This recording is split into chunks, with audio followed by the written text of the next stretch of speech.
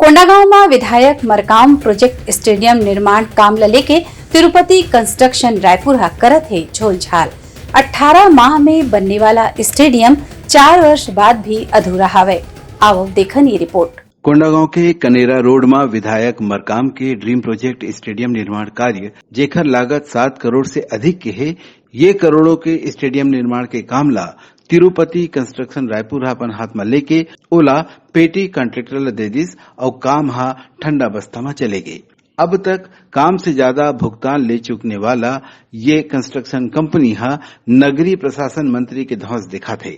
18 महीना में बनने वाला स्टेडियम आज 4 साल बाद भी पूरा नहीं हुए है।